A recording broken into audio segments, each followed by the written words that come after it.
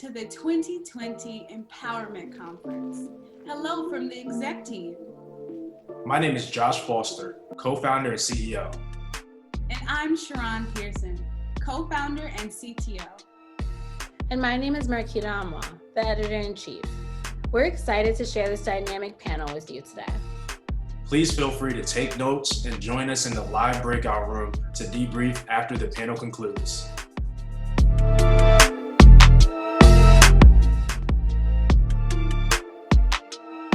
Hi everyone, my name is Marquita Amoah. I am the editor-in-chief of Mint Inc. Really excited today for our panel with two wonderful Black women who are just heavy hitters. And I'm really excited to talk about what it means to have an impact. And that's some of the questions that we'll touch on today. So I really wanted each of you to give us just a brief overview of yourself and what you're doing. So Erica, you start and let us know about all the great things you do. All right, so thank you all for joining. My name is Erica Williams, and I'm really excited to be here. I have been very busy. I know a lot of people are asking, how are things shifting now that you're home and Corona's hit? But to be honest, my business hasn't really been affected that much. And that's because I created it from the start as a tech company. So a little background about me, my background is an architectural designer, and I worked full-time in corporate America for over 11 years. And then worked on buildings like Mercedes-Benz headquarters, Boeing Defense headquarters, FBI headquarters, and Capital One 360 banking cafes.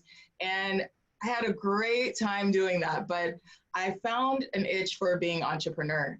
And I decided to just, start an Instagram page when I had some off time, didn't even think that it would be a business. And that's how it started. So it's been very tech focused from the beginning. And so I've been busy. I've been working on my new ebooks that I just launched. I do education as part of one of the sectors of my companies. So I built it around 4 sectors. So design, community, education, and tech. And with all of those little wheels spinning around and around, I'm always busy. So with the ebooks that I have, the online courses that I have, and then the big wheel spinning, which is design consulting, it's been a great time. So I've been doing the design block for about 3 years, full-time as an entrepreneur. And then my personal brand, Design Life Smart, is kind of the behind the scenes of the design block, where I give people an inside scoop on how to be an entrepreneur and how to leverage your talents online and in person as well. But I know a lot of people are introverted and they're creative and they want to kind of break out of their box. So I teach people how to do that and do it well and do it online so you can be as present as possible. On that note, Ashley, can you just give us an introduction on everything that you do? Yeah, absolutely. Thank you. So I am a full-time faculty member, assistant professor, and the online coordinator at Temple University. In addition to being a full-time instructor and administrator, I also conduct research, and my scholarship is primarily around forms of institutional oppression, and more specifically, strategic ways to begin to address that. So as a mental health professional, I work in solidarity with folks who are lending support to things like racial trauma by really beginning to look at the organizations and institutions and support them in reducing the types of harm that they cause to communities by not critically examining the types of oppression that are perpetuated on systemic and structural levels. And so with that, I also do, I do therapy and counseling.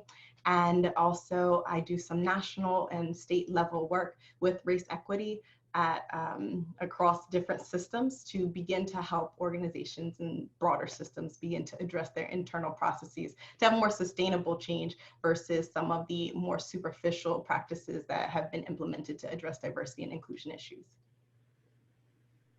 Amazing. Thank you so much for that. Both of your work is so current, like with everything going on in the world, both of you are doing work and have been doing work that has transitioned so well into this virtual COVID world, and that research is needed and people are needing to understand how to become entrepreneurs and more people are thinking about it. So both of you are doing such current work, which is commendable. And talking about that, this is a big question, but I really wanted to know, what are both of your impact stories? Where where does the desire and the drive to do the work that you're doing come from? So Erica, if you want to start and let us know kind of Yeah. Yeah. So my impact really started years back, right? So I grew up not even knowing what an architect was, to be honest with you. I feel it's something that's more of an elitist profession. It's kind of hidden, especially in the Black community. And as a first generation American, it wasn't really something on my parents' radar for me to be doing. And my impact started because I got impacted from a person of color that was an architect. Her name's Zaha Hadid, and she really introduced the world of architecture for me. So I told myself, whenever I graduated architecture school and came out of this tunnel called architecture, that I would give back and start to be a face for people who may not see people like me in the profession, or may need to know about the profession, or may need to know where their creative talents can really lie, not just being an artist, but you can really do a lot more with it. So now from, getting that impact early on and then giving it back is where I really see myself going. So it's a crazy world, especially since not many people are directed by their professors or by their bosses. It's kind of like a free-for-all. So I make little tutorials. I teach people how to even do interviews, how to make their portfolios, because it's just something that's not taught, but it's very expected in the industry. Ashley, tell us now. Yeah, so my impact story, I started off, first generation college student, not having any idea what I wanted to do, but really knowing that I cared a lot about mental health and I cared a lot about access. And so I was really empowered by the work that I was doing, but I felt as though as I was navigating the spaces of different helping professionals that focused on mental health, there was something I felt like it was missing in terms of looking at the intersectionality and the multi-level dimensions to how people experience life. And so I really became fascinated by narratives, by true stories, by hearing people's overall realities and being able to apply that to mental health experiences. So when we're looking at things like race-based traumatic stress, understanding that it is a complicated and nuanced experience for people of color, people, Black, Indigenous, and people of color more broadly. And so I was really inspired by that. And so my grandfather was actually really influential. He didn't have the opportunity to finish even a secondary education, and really wanted me to get into higher ed and wanted me to thrive, and put and invested everything that he had in me. And so understanding that despite being one of the most intellectual and amazing men that I had ever met, his knowledge was formulated through passion. And I feel as though there's so many people who have that passion that are not in spaces where people are listening to them. So my impact story is really about how do we move away from the idea and the concept that there are voiceless people, and understand that there's people whose voices are not being prioritized or listened to, and then begin to break down the barriers that are really causing that disruption in people being able to express themselves. That's amazing. And something that both of you touched on that I noticed is this idea of access. With you, Erica, you're talking about, you're putting these tutorials up, these little 5-minute things, because the information is so, kind of hidden. And that's experience for lots of different industries. Yeah. And with you, Ashley, talking about this access of even beginning to get education and what that means. And it's not that the lack of opportunity, or it's not that the lack of talent is not present in our communities, but, I would be remiss to not talk about the fact that we're 3 Black women talking about this right now. And I wanted to know if in some ways your Blackness shapes the ways that you go about sharing this information with people in very different ways, but I'm hearing some similarities in the desire to share this information. So whichever one wants to go first. All right, I'll hop in. So I grew up in Orlando, which is a very, let's say, non-culturally diverse town. It is now, but when I grew up there in the 80s and 90s, it wasn't. And I kind of didn't really know about the oppression of, African Americans, Caribbean Americans until later on in life. And that worked to an advantage for me, I feel, because I didn't feel like there was a glass ceiling over me. And because of that, I went into doors and asked for jobs, and I went into meetings and I demanded, the respect. And in a way that's, sad that I wasn't really introduced through education about what really happened, because my parents are Caribbean American. They didn't have racism in the islands, and so they didn't have to teach me. But when I look back, that actually helped me, shape my career because I was able to move forward. So what I actually teach people is to, not use your Blackness, but don't use it as a disadvantage, right? So use it in a way to educate people of who you are, what you can do, but don't use it in a way where you feel oppressed or you feel like they should help you more. Use it to push you forward and not really feel like you are being held back, but that you can be an asset to any team that you're a part of. And so it's hindsight. It's, sad that happened that way, but I want to really empower other people of color to really know that you're meant to be in that room, and that if you can show your skills and show that your work ethic is meeting everyone on an equal playing field, that you can really shine. And, being on projects that big at such an early age, I look back and it's because I didn't know that I wasn't supposed to be in the room. I just knew that I was meant to be there. Mm-hmm. Yeah, thanks for sharing that, Erica. Yeah, of course. For me, being a Black woman it's so relevant in all aspects of everything that I do, right?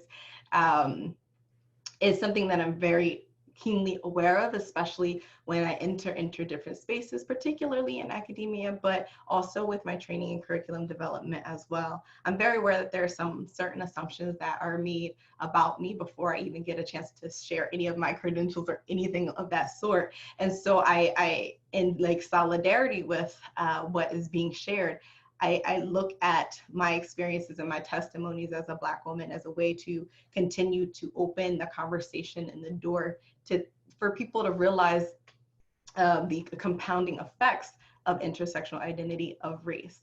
For example, there's lots of studies that demonstrate that there's a lot of decisions that people of color, specifically Black people, specifically Black women, make on a daily basis before they actually get to work or before they get to whatever place that they are going, whether that's school or the job or the gym, wherever. And so when we're looking at how to practice wellness, not creating space to acknowledge that difference in terms of how we navigate society really begins to diminish the extraordinary accomplishments that we're beginning to examine when we're talking about the experience of Black entrepreneurs, of Black people, of Black women, Black trans folk. And so I like to highlight that there is certainly an extension of energy that is present when deciding how to respond to something that was biased or harmful, that is very much a very present part of my identity as a Black woman in academia and in race equity work. Thank you both for that. And it's so interesting, right? Because you both still, while different experiences, still aware that you are Black women, but going through it in different ways. And I can definitely relate to that. As a Black woman myself, going to many different spaces and seeing this idea of access and who has information, and how oftentimes lack of information is a weapon to be used against people. So the fact that both of you in your work leverage that information is directly making an impact in both of the work that you're doing. So to go off that theme of impact, impact takes many different forms, but in whatever form it has, it really does have a foundation in life that is unique to personal and professional life experiences. And you both kind of already touched on this by answering the previous question, but I do have specific questions for each of you. So Erica, how have you leveraged your design experience to build a business that not only offers design, but also offers small businesses build brand? Brand building, words. Yeah. Yeah, and in what way has that combination of sharing your information but then helping people has allowed you to do to make an impact? Right, right. That's a great question. So about the first question is more the brand. How do I help small businesses? So I look at design not just as designing buildings or as designing spaces anymore, but I actually have my mantra as design your life. So my personal brand is Design Life Smart. And so I cover like how you should look at your life or as your business or as your personal brand, everything that covers what your daily actions are as part of your design. So when I approach a new client, whether it's a small business brand or an actual building I'm designing, I always ask them, what's the end goal that you want and how to work backwards from that. We always want to make sure that we're meeting expectations, but also want to be realistic. So if you can understand the end, we can make a blueprint for success. So I say there's blueprints in life as well, as opposed as in addition to, you know, designing a building. And when we create an action plan and actually write it out and follow those steps, a lot of great things happen. So when I'm working with small businesses, I actually do a thing called a personality test. I want to know the decision maker's personality so I can understand how to leverage their strengths or delegate their weaknesses. So if the person tends to be more extroverted and they find that they're able to speak in front of the audience or the crowd or their clients more, then I allow them to shine in that. And then I ask them to start to look at other people in their team or hire their weaknesses. So I'm always looking for strategic positions and moves and understanding the client before even diving into how their business should work, because it's about systems. So how each system works, how well it works, and scaling from that. And then the second question, can you remind me? Yes. So I wanted to say, in what way has the combination of both doing the design and helping small businesses with their brand building allowed you to kind of have this idea of impact? So it's nice because people see me as not only somebody that's doing stuff for their business, but I can actually help them with their business because in addition to the design businesses that I run, I actually have 5 online brands that I run behind the scenes. So I do e-commerce and drop shipping and all that stuff. And when they see that I'm able to do that, they come to me to ask me how I designed, quote unquote, those businesses. So it's kind of a big circle and it's a closed circle in a way, because when I give back, it comes back and they ask for mentorship. And then it's just a closed loop, basically. Yeah. Yeah, that's amazing. So Ashley, I wanted to ask, how have you leveraged your experiences studying, researching, teaching, and practicing the intricacies of diversity and inclusion in combination with social work to amplify your impact? That's a very wordy question, and I can repeat it if you would like. Well, I think I get the the gist of it. So let me know if there's any parts of it that I don't respond to. I think the way that I leverage all of those different things is teaching has helped to prepare me to engage with in conversations with people who are at all different levels and stages of being prepared to talk about what is diversity and what is inclusion and how are those things very different and how inclusion has to be actionable. And it has also, through practicing through both teaching courses on power, racism, oppression, privilege, social justice, critical thinking, and having those conversations with people at varying stages of readiness to engage in those conversations, developing empathy and appreciation for where people are in their process, has allowed me to show up authentically with the work that I do. So I am uninterested in having conversations that debate humanity. I navigate from the conversation with the facts and the realities of how racism and race has been constructed, how race has been constructed in the US and how racism has been intentionally utilized to create the systems that are oppressive that lead to the diversity and inclusion issues that we're attempting to address. So by utilizing those skills that I've developed through my research, having that tangible knowledge, but also the skills of facilitation that I've developed developed through teaching and curriculum design. It allows me to go into the conversation very intentionally and unapologetically about what the purpose of it is. And that is to do things that are going to be sustainably change, that are going to create sustainable change, not things that are going to continue to band-aid and create surface level impact, not things that are going to make us appear as if we're doing the work, but things that are actually going to take us to that next level of beginning to dismantle the systems that cause mental, physical, physiological, psychological, emotional, spiritual harm to people who are navigating a space to fit in instead of dismantling a system that was never designed for people to engage with in the first place. So I don't know if that fully answers your question, but because I have really been able to create that strong foundation. Now, whenever I go into these spaces, whether that's talking with national organizations or state, local officials, or even my classroom spaces, I'm able to meet people where they're at. I'm able to empathize with the process. It's a complicated and nuanced thing to understand. And if you haven't grappled with it, it's going to be a rough experience. And I can empathize with that. And I can also encourage and support people as they go through it if they're ready and committed to the work. Thank you both for that. This is just listening to the both of you.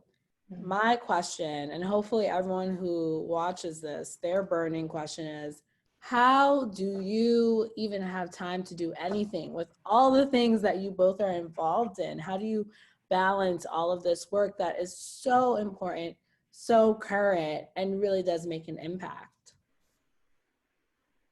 I don't. No, I'm kidding. I don't sleep. No, I'm kidding.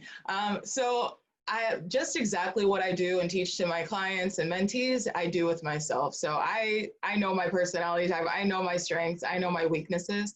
And I really try to focus on my strengths to build momentum. So if it means that I need to start hiring or bringing in interns or understanding what things I need to cut out of my business or my time, I'll do that.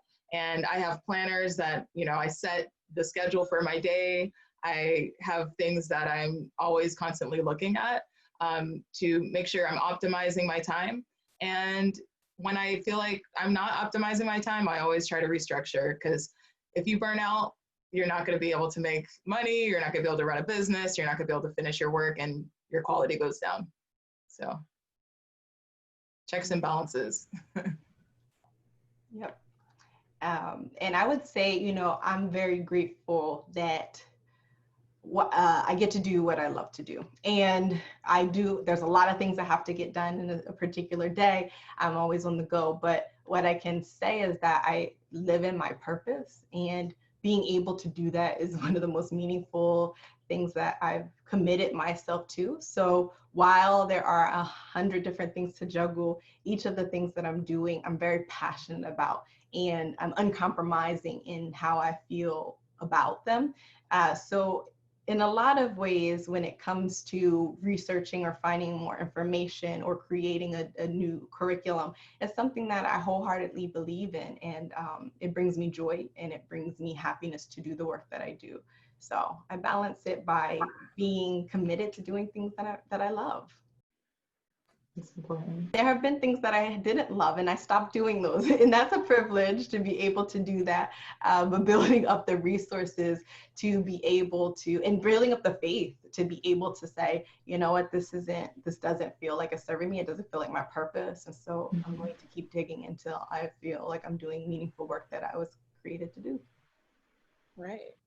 Well, I love that both, and being able to balance doing the things that you each love to do allows you to continue to make that impact. If you could fast forward 30 years from today, which is a long time, what would you see as the lasting legacy of the impact you made in the previous 3 decades? You can take a moment to think. All right.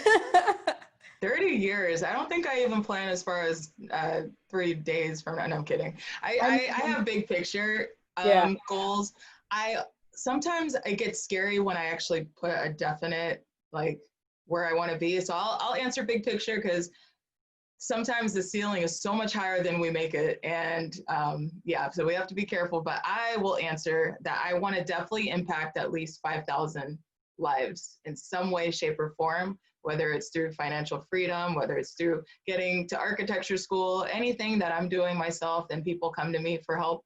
I want to at least reach 5,000 people to, get those goals set for them. And, I try to make it as quantitative as possible so that I can feel like, okay, I've checked it off my list. I met those goals. But big picture, it's just impact. I feel as much as, someone seeing a video and sending me a message and letting me know that I helped them, or, telling them that I've not, like, I've actually gotten messages where people are saying I changed their life. And to me, I'm like, I just made a video. How did that happen? But knowing that I'm helping people. So if I can help 5,000, great. If it's 20 people, great, as long as I'm, putting out that ripple effect. So 30 years, having that, I would just keep that as the baseline. Hopefully I can do more though. Yeah, and you probably are halfway, if not more, I hope so. to the 5,000. I hope so. I think I undershot. No, yeah, we're gonna have to come back in like 15 years and be like, yeah, hey, we'll reconvene. What's happening now? Thank you for that, Ashley. Yeah, that's a challenging question, right? I think that when I think about what legacy I want to have in 30 years, I think about the fact that I'm working with systems that often take very long times to change. And what I'm really trying to address is deep-rooted systemic things that took centuries to build. So I hope that the work and the conversations that are started are consistent and continuously improving over the decades. I am hopeful that the legacy that I leave is also one that is a reflection of not just my own personal testimony, but of the empowering of individuals to realize that, as we navigate through society, there are barriers that are created, and let that be a sense of empowerment. And I realized recently that a lot of times it looks like, things just got done, and there is huge power in talking about the stories and the struggle and the rejections of, throughout the process. And so I've been pushing myself to be more transparent about that, because I think that the legacy that we begin to build is one that lets the future generations know, that lets people who are currently striving for their purpose know that there are going to be times when it just doesn't feel like it's going right. But that might be an even bigger indicator to keep going, to keep pushing, and to continue to realize that change, although we may want it in terms of action, as long as you're moving forward with it with urgency, it will come. And so I hope that in 30 years, the urgency for this work continues, because I'm very aware that in 30 years, the issues I fight for, that I am passionate about, will not be resolved, but I'm stuck on making them surely better. And so as long as that's happening, I'm happy. As long as I, am still unapologetic about the work that I'm doing, then I'm leaving the legacy that I intend to. Thank you for that. That's beautiful. And I wanted to kind of, for the people who are watching this, right, they've listened to the great things that you've both done in your life and the very real and current impact that you're making. And, they're going to listen to this and be inspired in the same ways that I'm inspired just listening to the both of you. So I wanted to know, for each of you, what's a takeaway that you want someone to get from this panel or from the things that you've said, either really specific to your work or just in general with the current state of the world? I can start. When I think about it, I think about all of the people, experiences, messages in the day of social media, the little posts that people make, just the comments that folks have made, some inspiring, some motivating, whether they wanted them to be or not, that have really had an impact and shaped how I have been able to do my work. So much around us is indirectly impacting our work, and to be mindful of that. And so when you think about the bigger, broader impact of the work that we're doing, it might be that small or subtle thing that you do that can really spark or inspire. I have students who are doing incredible work who I have had the opportunity to engage with on some of the conversations and things, and I certainly would never attribute it to my class, but there was a conversation that started. I know that every student who comes through my class will have an intentional conversation about power and oppression. And so impact might not be felt in the moment. Impact might not even be some grand thing that you're able to do, but it is maybe that one thing that you did for someone else that turn the path for them. Because I know that certainly in shaping who I am, I can recall the instances in which people have made an impact in my life. That's great. So moving forward, I think with the rest of the year looking pretty much the same how we're kind of going through right now, my advice is geared more towards creatives, I would say. I actually posted something on my Instagram. I hate to be cheesy and shout out my Instagram post, but it was titled 3 things that a creative can do for the rest of the year to thrive. And so the first one was to understand, the second one was to brand, and then the third one was to expand. So understand, meaning understand the situation that we're in. Don't let that hold you back from doing anything, because right now people may say, oh, I need my job to do this, or I needed school to do this, but there's so many opportunities. So understanding those opportunities and not letting this current situation necessarily hold you back in your mindset is going to be very important. Then brand. See how you can start to understand your story, understand your strengths, understand your weaknesses, and how you can start telling those stories to other people to inspire them. Your brand is your message. So how can you pull in people just by sharing your message, being authentic, and understanding who you really are? And online is a great way to do that. Right now, stores are closed, businesses are shutting down, but online is always open. So maybe it's starting that Instagram page. Maybe it's creating that website to put all your art or your portfolio work on, or starting that online business, selling your work. And so you can start to create that brand for yourself, and then expand. A lot of times people are like, right now people are contracting, they're staying home, they're staying sheltered. And whether it's physical contraction or mental contraction, everyone's kind of in fear right now. But how can you kind of do the opposite and expand and show yourself that, and show others? I'm gonna start over. I'm getting excited, obviously. But how can you expand to really share with people that you're here and you're going to grow as a person, as a professional, as a student, and you're going to use this opportunity to really, spread your message. So if you can take those 3 things and really take that through the rest of the year and beyond, you can really see a lot of powerful things happen. So I encourage everyone to kind of do that. That's amazing. I really loved that idea of understanding, branding, and expanding. No, that's great. And I almost feel like I'm trying to like connect everything. I do see a connection in what Ashley said in regards to those 3 things as well. So I just want to thank you both for taking this time and talking about your work. Is there any last thing that we didn't touch on that you would like to talk about? No pressure, but yeah. Just to if you want to get in touch with me in any way, if you want to say hi, I'm very open to getting messages from people. I won't shun you. So feel free, you can reach out through email or follow, and I'd love to connect with anybody. Similarly, I am always happy to engage in conversations with folks. Particularly, I enjoy having conversations with people I know I mentioned earlier, and I always talk about it being a privilege to be able to do what I love to do. But that really big part of that is kind of being fearless, to be authentic and to be genuine, and to try to find joy and happiness in the things that you do. But I also encourage people to be present and create space for their lived realities, and know that we can utilize those lived realities to really engage and be transformative in the work that we do. And so if anyone is ever interested in processing that, especially if you have an idea that you are trying to bring to fruition that you're passionate about, I'm happy to just chat and process that as well, because those are the things that I really do believe in, and I believe are the things that are going to change the landscape of how we do the work that we're passionate about. Great. Thank you both. And we'll make sure that everyone has access to your information.